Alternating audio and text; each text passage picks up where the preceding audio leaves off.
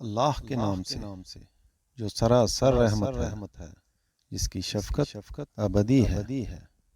ہونی شدنی کیا ہے؟ ہونی شدنی اور تم کیا جانو کہ کیا ہے وہ ہونی شدنی؟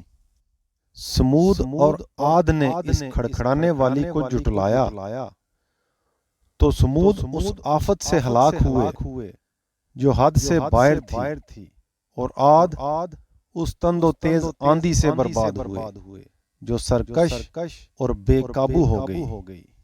اللہ نے یہ آندھی انہیں جڑ پیڑ سے اکھاڑنے کے لیے 7 رات اور 8 دن ان پر ٹھہرا دی۔ پھر تم ان لوگوں کو دیکھتے کہ اس طرح اس میں پچھڑے پڑے ہیں جیسے وہ کھجور کے کھوکھلے تنے ہوں۔ تو اب کیا ان میں سے کسی کو باقی دیکھتے ہو؟ اور یہی جرم فرعون اور اس سے پہلے کے لوگوں نے کیا، اور ان بستیوں نے بھی جو تلپٹ ہو گئیں، اس طرح کہ ان سب نے اپنے پروردگار کے رسول کی نافرمانی کی۔ چنانچہ اس نے انہیں ایسی پکڑا جو اپنی شدت میں بڑھتی چلی گئی۔ اسی طرح نوح کو جھٹلانے کے نتیجے میں جب طوفان اٹھا اور پانی حد سے گزر گیا تو ہم ہی تھے کہ ہم نے تمہیں کشتی میں اٹھا لیا، اس لیے کہ اس سرگزشت کو تمہارے لیے نصیحت بنا دیں، اور یاد رکھنے والے کان اس کو سنیں اور یاد رکھیں۔ سو اسی طرح جب سور میں ایک ہی مرتبہ پھونک ماری جائے گی اور زمین اور پہاڑوں کو اٹھا کر ایک ہی چوٹ میں پاش کر دیا جائے گا تو اس دن ہونے والی ہو جائے گی اور آسمان پھٹ جائے گا۔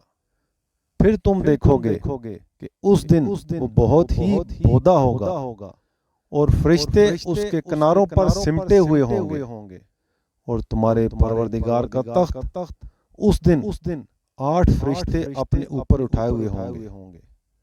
اس دن تم پیش کیے جاؤ گے اس طرح کہ تمہاری کوئی چھپی ہوئی بات بھی چھپی نہ رہے گی۔ پھر جس کا نامہ اعمال اس کے دہنے ہاتھ میں دیا جائے گا، وہ کہے گا لو پڑھو میرا نامہ اعمال۔ مجھے یہ خیال رہا کہ ایک دن مجھے اپنے اس حساب سے دوچار ہونا ہے۔ چنانچہ ایک دل پسند عیش میں ہوگا، بہشت بری میں جس کے میوے جھک رہے ہوں گے۔ اب کھاؤ اور پیو مزے سے اپنے ان اعمال کے صلے میں جو تم نے گزرے ہوئے دنوں میں کیے ہیں۔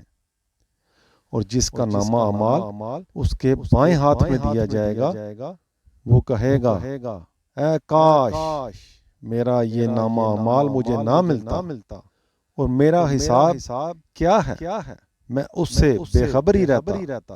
اے کاش وہی موت فیصلہ کن ہو جاتی، میرا مال میرے کیا کام آیا، میری سب بادشاہی مجھ سے لٹ گئی۔ اس کو پکڑو اور اس کی گردن میں توق ڈال دو، پھر اس کو دوزخ میں جھونک دو، پھر ایک زنجیر میں ڈال دو جس کی ناپ گزوں میں 70 گز ہے۔